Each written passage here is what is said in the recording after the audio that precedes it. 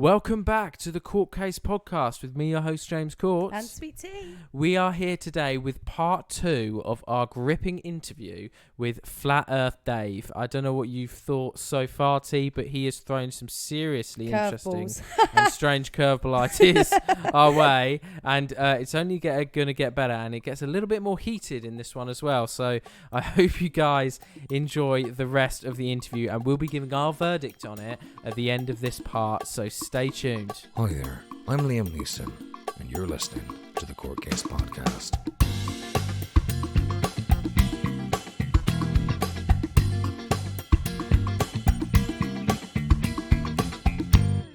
Okay, but hundreds of explorers in history have sailed around the Earth and, come back again. What is stopping you, Mark Sargent, a bunch of guys buying a boat together, if you had like a documentary crew or something, and just sailing from one end to the other, and it's your own documentary crew, the video is completely yours. What is stopping you guys from just doing that? What's stopping us is the United Nations and all of the naval bases that surround our pond. There's 7 or 8 of them. Right. And a couple of fishermen tried to do it. And they crossed the 60 degrees south where no one's allowed to cross without permits, and you can't get the permits. And all of a sudden, a warship showed up and radioed them, sent a drone after them, and turned them around immediately. Do not even go any farther. You're in restricted waters. Get out of here. Okay. Right. So you can't go to Antarctica. Now people say, well, I got advertisements all the time to go to Antarctica. There's 100 different companies that you can book a trip for $10,000 to $50,000 or higher to go to Antarctica on a guided tour where they take you to this little island off the tip of South America, and they show you some penguins and some ice, and they kick you out. Okay. But all of those companies are owned by the same guy. That's a problem. Okay. That's a big problem. Okay. So circumnavigation, that's the big one. And that's what people don't understand. Circumnavigation is really, really easy. And it doesn't prove the earth is flat when you circumnavigate east or west. So at the center of the flat earth, just draw a big circle on a table. That's your pond. Right. Everything outside of that circle is Antarctica. Okay. And at the center of the circle, put a big, powerful magnet. That's our magnetic mountain that's at the center of the flat earth. And you put a compass on the table, and you try, and the needle will point towards the center of the circle. And now you try to push that compass east. You have to keep turning to the left. Otherwise, you won't be going east anymore, because you got to keep the needle pointed towards the center. So east and west are circles. Billions of people have circumnavigated east and west and ended up right where they started from. But if you try to go straight west or east without turning, immediately you're going south. Okay. Because you're going away from the center. So here's the thing. On a flat earth, you can't circumnavigate south. North and south are straight lines on a globe earth and a flat earth. There's circles on a globe earth and a flat earth. But you can't circumnavigate south on a flat earth. Now you can on a globe, but guess what? Nobody's ever done it. Nobody's ever done it. If you go south, you go away, okay? And you don't come back, right? Right.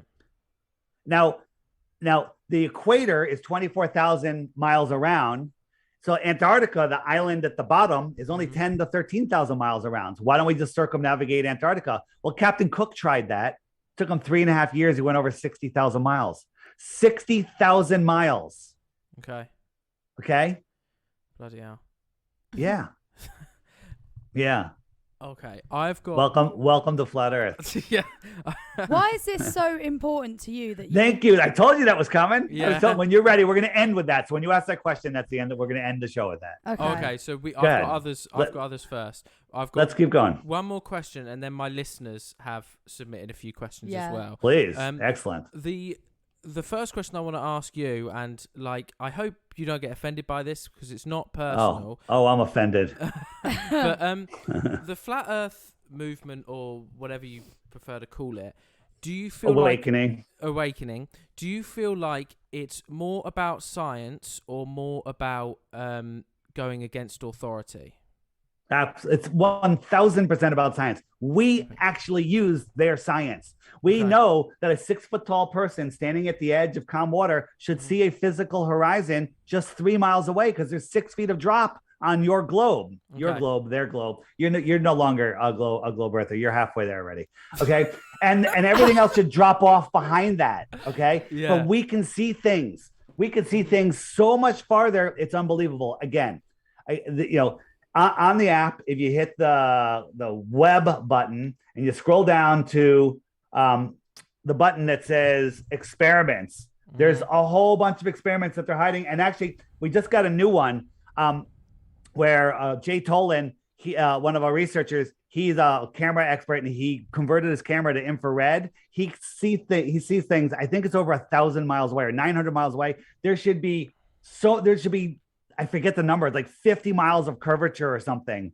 It's absolute insane, and you can see these mountains. But the problem is, our eyes don't work that way. We can't see things, right? And when there's a little bump that's a millimeter higher than your eye line on the flat Earth, it hides cities that are behind it. And then you think that's curvature.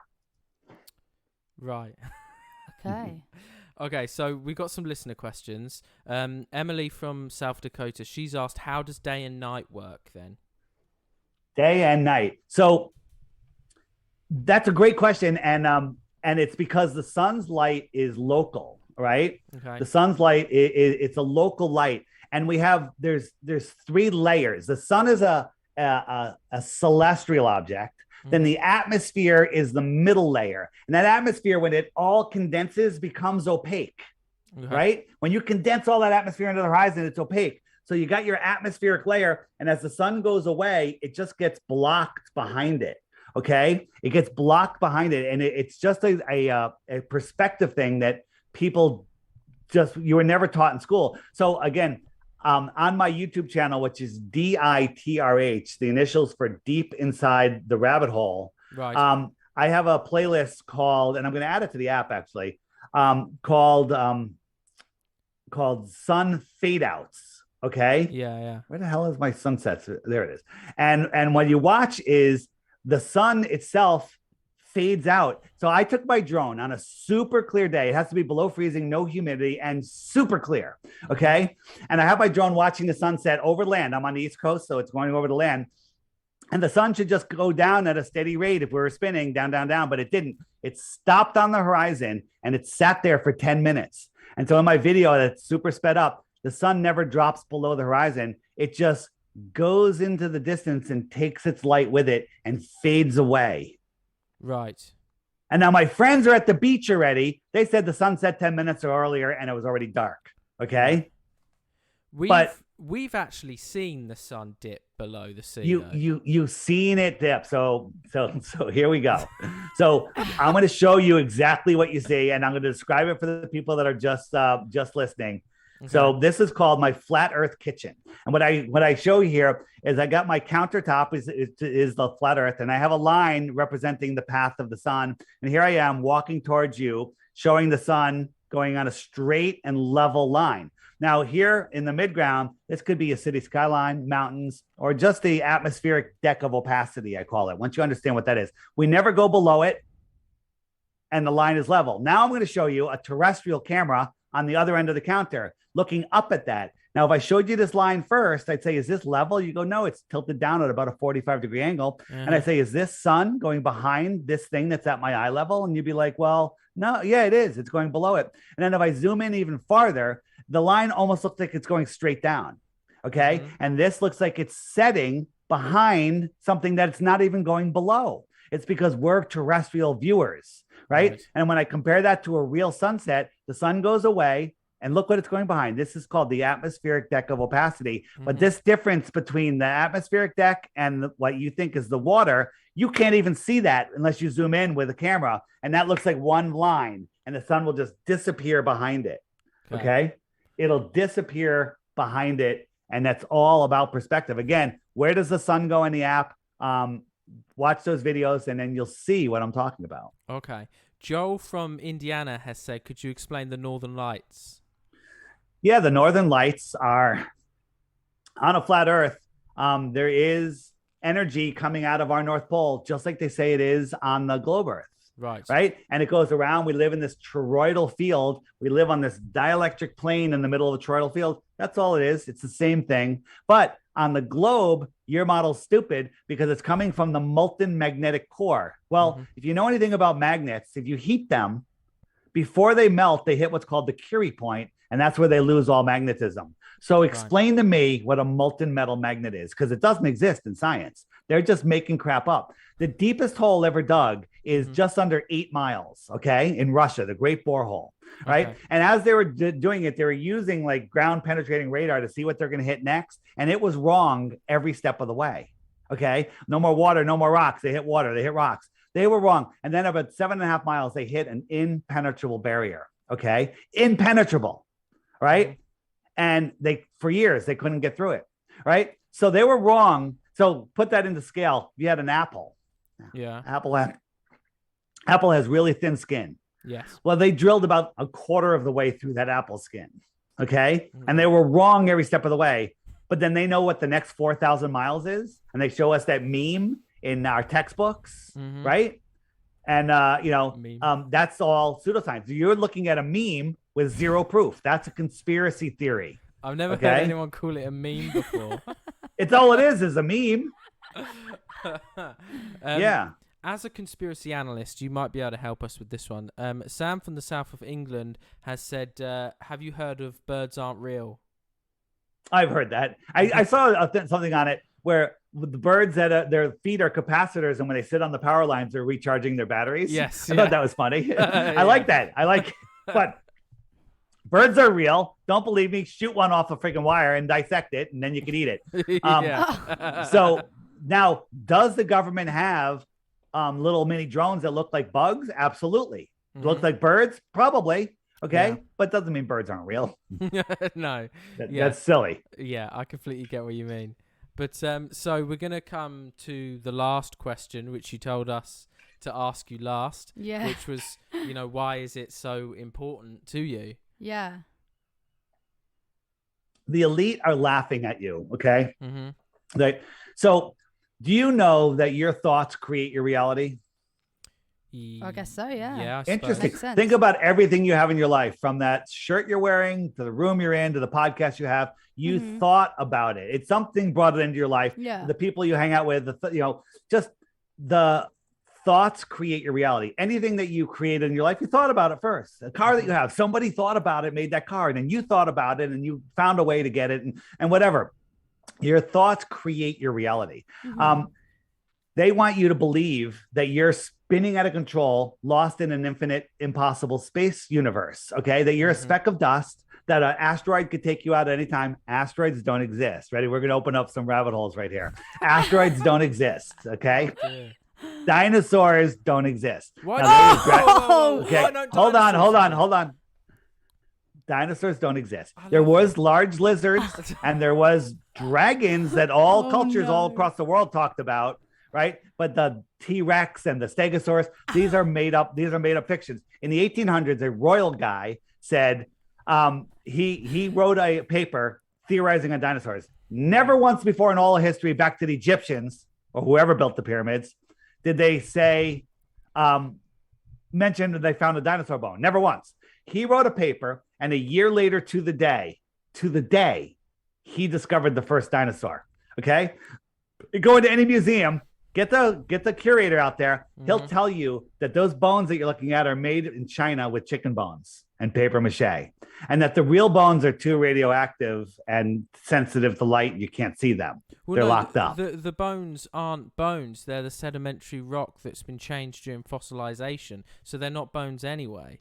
Yeah, but they're not even, they find like one whale bone on the top of a mountain, can't figure out how it got to the top of the mountain, so they theorize a dinosaur out of it. Never once there was a single skull of any dinosaur ever found. It's all made up nonsense. It's to make you believe in the Big Bang and that we could be taken out. It's to keep you in fear. But the bones get to the top of the mountain because of how the Earth has moved and the plates have moved over millions and millions of years.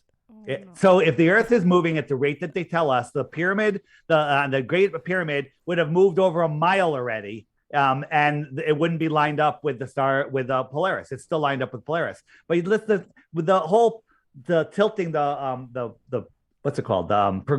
Precession of the Earth.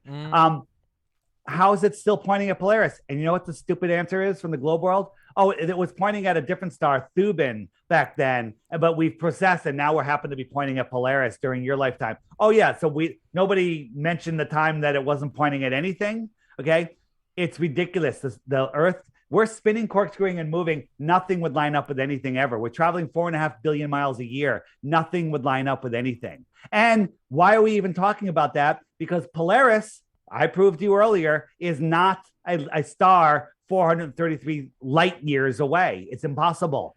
Space is impossible. So anything out of space, why are we even talking about it? Okay. You're talking about Narnia. Right. Okay. But you said, right, that there were still lizards and dragons that existed in the past. Then where is the proof of those? There's tons of fossils of some big, crocodiles and stuff, but nothing like these giant dinosaurs, which are structurally impossible. This is a evolution story. They want you to believe that we were created after a Big Bang. Here's the Big Bang story. Okay. Mm-hmm. Once upon a time, there was nothing. It exploded and became everything. We're not going to even go there. I'll just give you that one. It's so ridiculous. And then all of the rocks started collecting and turning into planets. I'm getting bigger. Come to me. And it pulled all the stuff in and made these planets with all these resources that we have on them. And for some reason, all of the gases started collapsing on each other and making even bigger balls. Okay. And they turned into nuclear furnaces and they left a vacuum in between. So now we have burning balls of gas in a space vacuum. Okay. And then we have gravity holding everything together. You got the sun is holding on to Venus, Mercury, and Earth, and Mars, and Jupiter, and all these planets at incredible freaking distances, but it ignores all of their moons. All of the moons just stay orbiting each planet and nothing tugs on it. How come when the moon comes around the Earth towards the sun, it doesn't get ripped away or sped up? And when it goes away, it doesn't slow down. Okay. The whole gravitational model is nonsense. If there is a planetary alignment, everything should change. But guess what? There's devices. You know about the Antikythera mechanism? I do not. The Antikythera mechanism was discovered off of Greece in the island of Antikythera. Go figure that. And it was a weird gear they found fossilized in the rock. And they MRI'd it and X-rayed it and they rebuilt it. And it actually predicts where some planets are, the sun and the moon, the phases, and all of the eclipses. And if you turn it around enough times, you realize that all of the eclipses repeat every 18 years. Okay. The whole cycle of eclipses is in a pattern that repeats every 18 years. Right. Think about that. We're in a crazy gravitational beehive universe, and this thing is working like a friggin' clock. Sorry. Doesn't work that way. Go out tonight, take a picture of the stars from a certain spot in your yard, put a note in your calendar with an alarm to tell you to go do the same thing next year, same night, same time, and then compare the pictures. Every single star will be in the exact same place. Right. I still think dinosaurs were a thing. I'm sorry, guys. All right. So continuing on. That's because you're unwilling. Listen, I'm taking away your ball. I'm taking away space. I'm taking away dinosaurs. And guess what? Nuclear bombs don't exist either. Okay? It's another fear. Oh my God. So let me ask you a question. So many people died. Hold on. How do you know that? Were you there? No, but I mean their families let me answer. What? You're told a nuclear bomb goes off and it leaves radiation for how long? I don't remember how long. They told us thousands of years the half-life. Just ridiculous. Okay. 3 days after Hiroshima and Nagasaki, where there's video of them setting up TNT bombs on pallets at ground zero. There's video of that. Okay. Them setting up. 3 days later, the trains were running. The delis were open. They were selling flowers on the street and everybody went back to work, except of course, the buildings that were blown up. Okay. But what was the benefit of saying it was this type of bomb when they just blew them up with a different type of bomb? Because they needed that for the war. They need everyone afraid of other countries. So they needed to build the military industrial complex. They wanted us all in fear. Now, if you believe nuclear bombs are real, every time you hear the news, which you should never listen to because that's false evidence appearing real, controlling you, steering your mind north, east, west, south, news steering you. And every time you hear someone say, "Oh, Putin's could bomb us, could start a nuclear war," every cell in your body hears that and reacts with dis-ease, becomes uneasy, dis-ease, and becomes stressed on some level, right? But once you understand that it's complete and total nonsense, now you hear it and go, "Oh, that guy's a clown," and you just move on with your day. Okay. And so it's all about fear, because if we didn't have fear, people would stop paying their taxes. People would not support the military. People would, people are addicted to this fear. Okay. If everybody just forgot about the governments, did what we all want to do, is just love one another and thrive, right? Then it matters. Imagine this. What if there was something the size of a roll of quarters that you can put into your home heating system, and it would heat your house for the rest of your life? Okay. You don't have to pay for it ever. And what if there was another one that did the same thing, but it powered your house and your car, charged your car also, and you never had to replace it? That's technology that they don't want us to know exists. Okay. They don't want us to know that because they have to control us, right? Look into Tesla and his Warden Tower and the World's Fairs and wireless electricity. There was an advanced civilization here in the 1800s, as I said. And again, on the app, under the web button, if you hit the Tataria mud floods button, bring food and water, because you're not coming out of there for a long time. It's going to blow your mind what you're going to see. Okay. And again, here's one thing that flat earthers all have in common. We're never bored for a second. There's so much to learn, and we know that we don't know. Globers think they know. Everything you said. Listen, you're just like everyone else. You're just like me. Probably not as bad as I was. All the stuff you talked about, space, going to Mars, right? There's this is very important. I actually loaded this just for you on the app under the web button. If you go down to the last one, it says moon landing nonsense. Yeah. Okay. Click that one. The first one is NASA going nowhere since 1959. Okay. Right. Watch that. And what they do is each administration says, "We're going to the moon." Then they say, "Screw the moon. We're going to Mars." Screw that. We're going to the moon. Back and forth, back and forth. I'm a little older than you, and I was supposed to have hotels in space, 30 years ago. Yeah. Okay. And none of it. They just keep kicking the can down the road because nobody's going to space. Nobody. We didn't even get into Elon Musk and Jeff Bezos and NASA rocket launches. They're absolute insanity. Just looking at the Saturn V rocket, the moon rocket, 9 million pounds. There's a thing where you can only make a rocket a certain size, because as it gets bigger, you need more fuel, and then more fuel is more weight, which requires more fuel, and you can't lift 9 million pounds off the ground with thrust, because it would blow a hole in everything. The concrete would be obliterated. Everything would just be shredded, because if you ever look at what a strong tornado, 300 miles an hour of room temperature wind, it will turn trees into splinters. It will tie metal posts into knots. It'll pull cement foundations out of the ground. Now you're talking, it's going at 20,000 miles an hour, and it's superheated fuel wind. Okay. And nothing happens. You watch, just Google space shuttle launch and watch the fence that's right next to it. Nothing. Doesn't even shake. Nothing. It's all nonsense. Again, in the app, if you really want to lose your complete and total childhood, scroll down to the, where is it? Rockets Are Balloons. If you watch those videos, goodbye space, goodbye Star Wars. But here's the good news. The good news is space is right here on Earth. Outer space is right here. Where's that outer space? So if we look at this is loading because I just put it on for the first time. Yeah. If we look at the way the world might be set up, we I can't show you right here. Well, when I plug in, it does something. Let me just show you over here. So if we're where is it? Antarctica. All right. So we could be, this is our world. This is our oceans. Here we are, South America, Europe, right?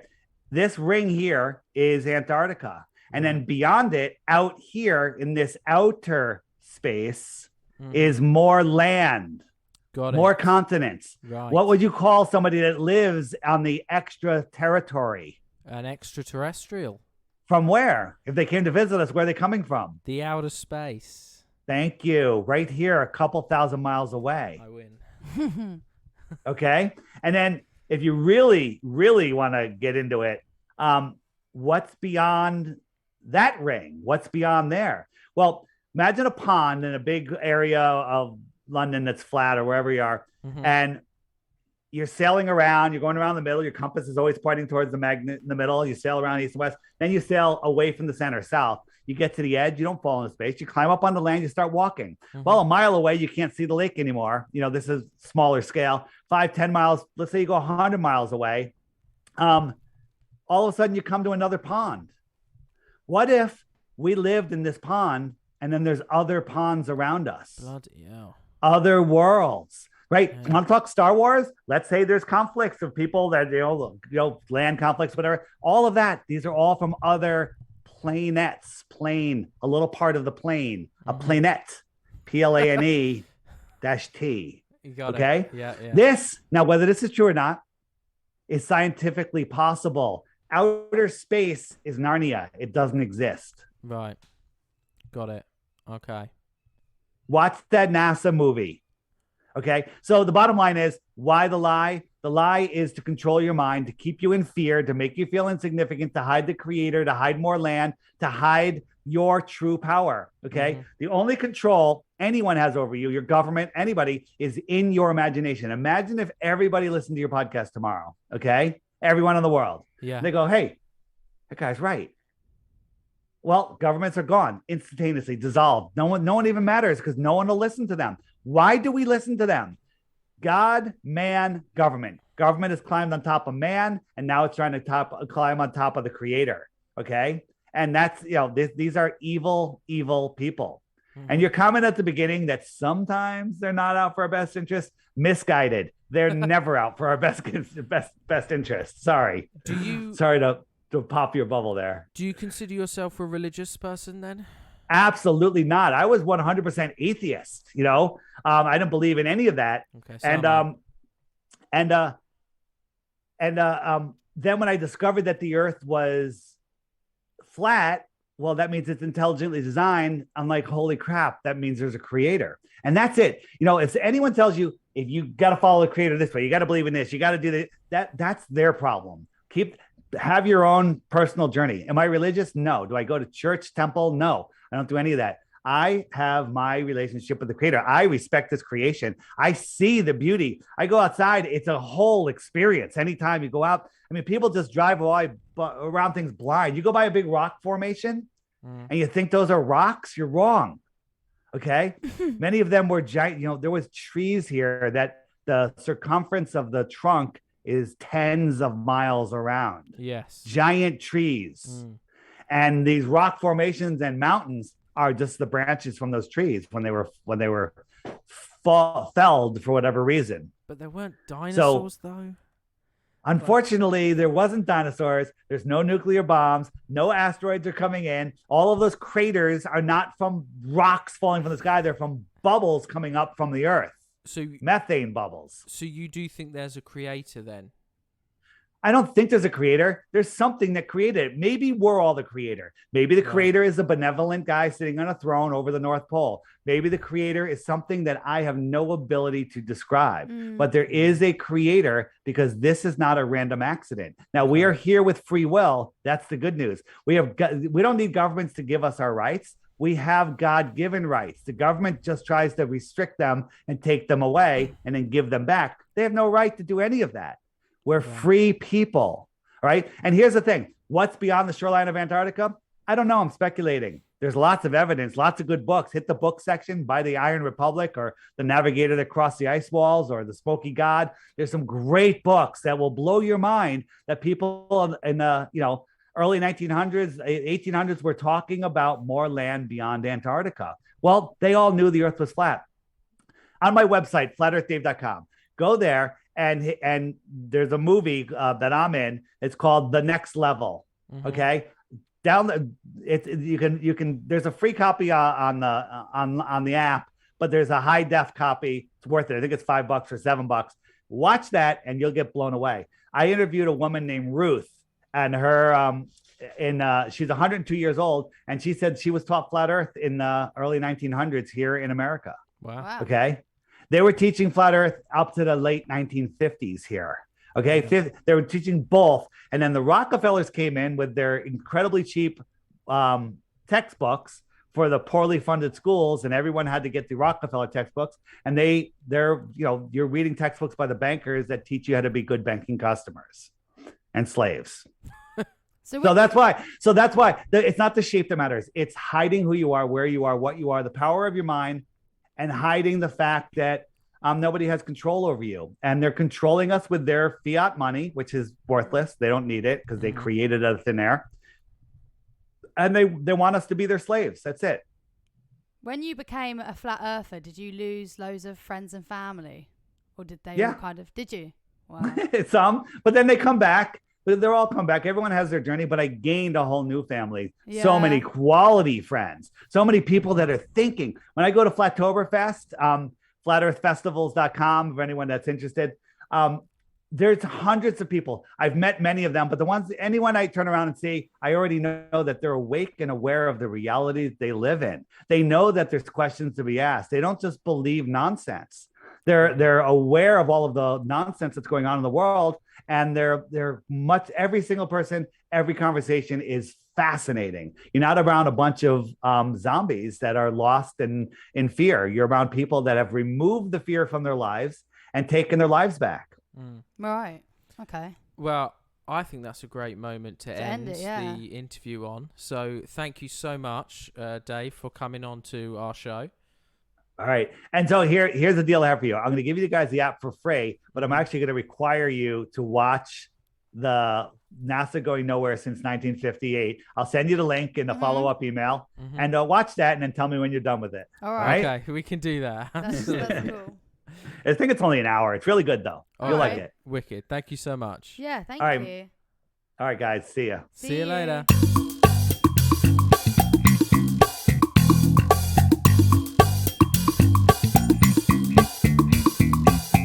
Wow. Yeah. So what did you think of that, T, that whole interview? I generally thought James was the most passionate person with topics I've ever met, but this man is the most passionate person I've ever met in my entire life. He had an answer for everything. It was actually impressive.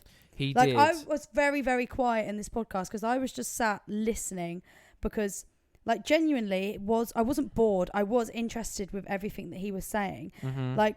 I'm not sitting here being like, oh, he's changed my mind or anything like that. But it was really interesting to hear why people have this opposing view. Do you know what I mean? Yeah, and the thing is, Flat Earth Dave's argument was obviously, his main argument was that, scientists and the government and those on high have sold us, a false bill of goods, and they've chucked all this stuff in our face, which, is fair enough. That could be true. We could be getting completely lied to. But what it comes down to when I give my verdict is that what Flat Earth Dave has done in his interview with us is he's just done the exact same thing. He's just shucked a huge amount of information at us. Yeah, for sure. Told us, this is how we should think. This is what we should do. And,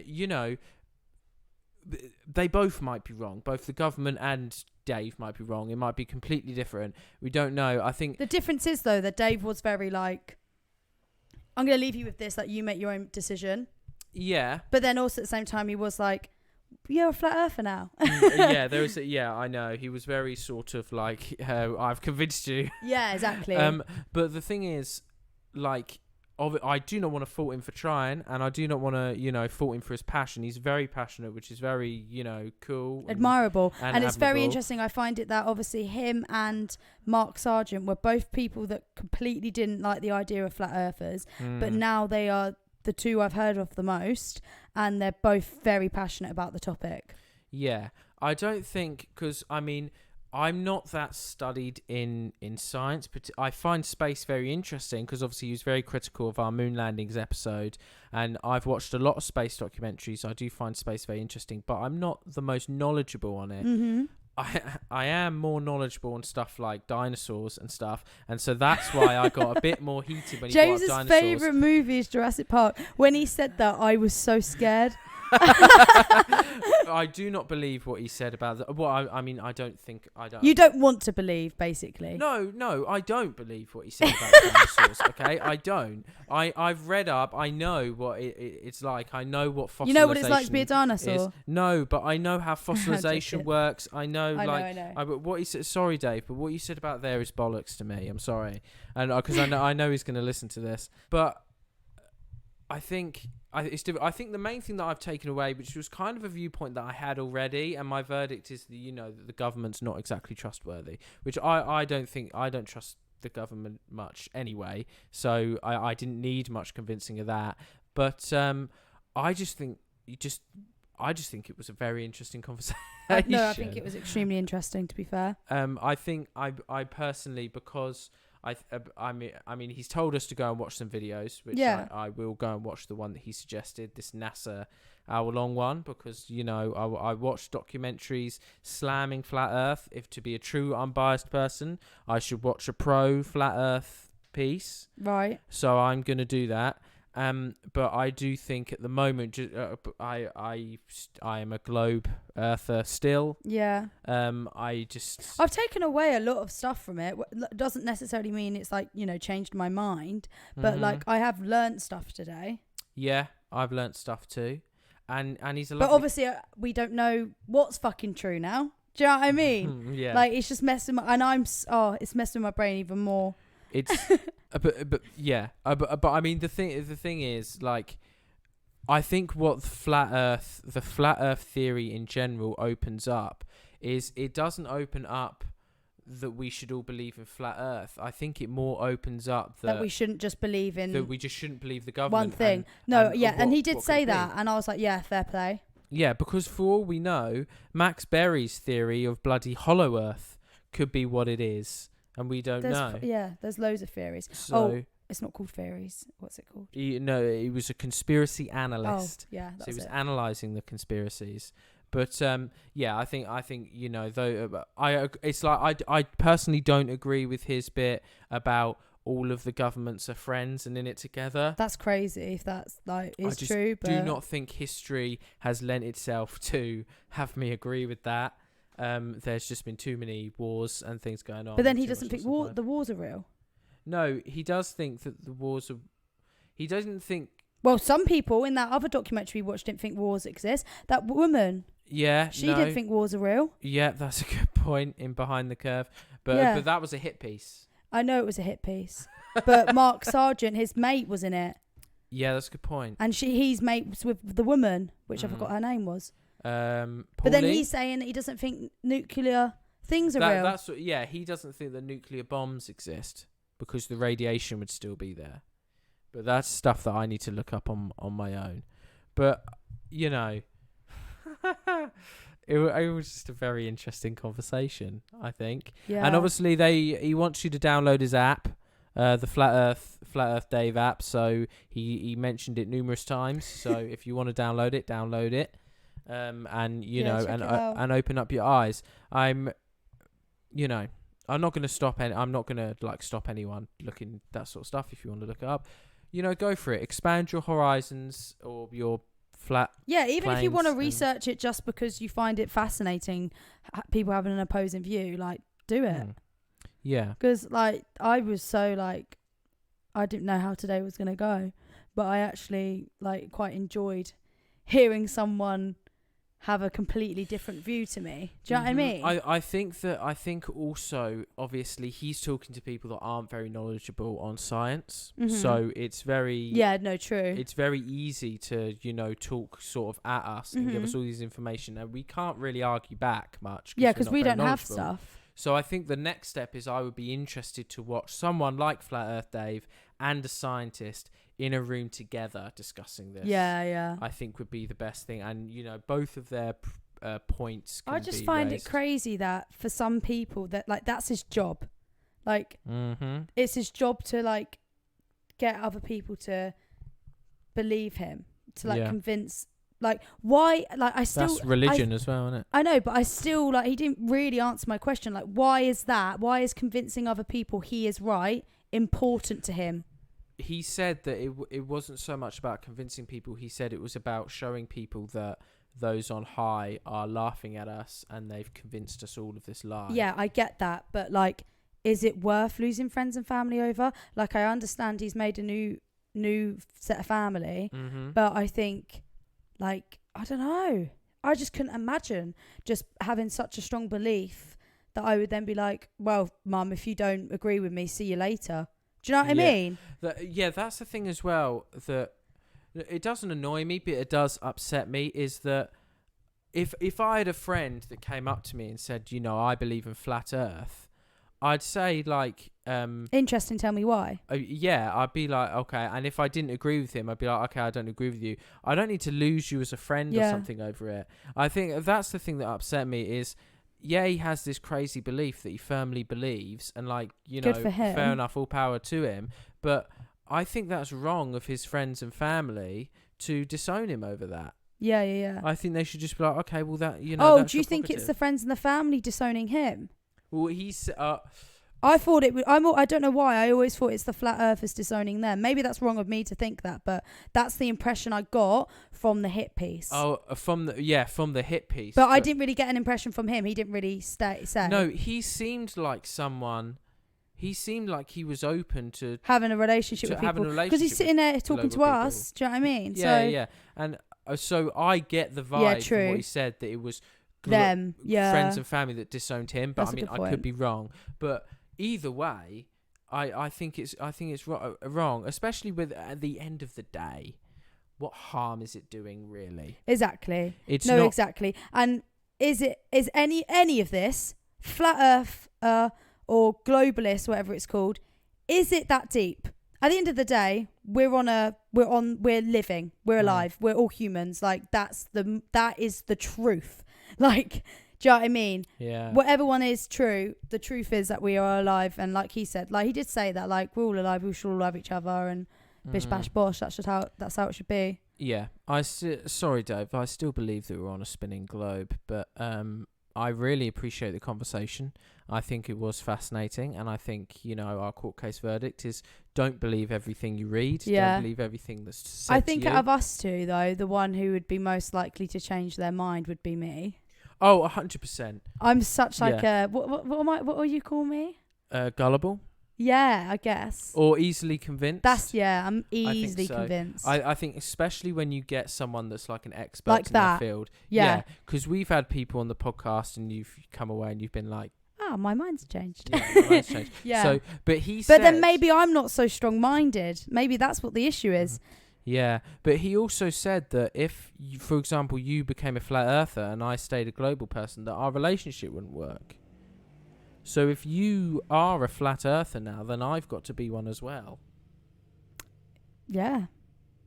Okay. Well, we've got some thinking to do. Yeah, come back next week, guys, to see if the relationship is intact. Tomorrow night. We'll keep you guys up to date on whether there's a divorce or not. But we hope you guys enjoyed these last 2 episodes, and we'd love to hear what you thought of the conversation.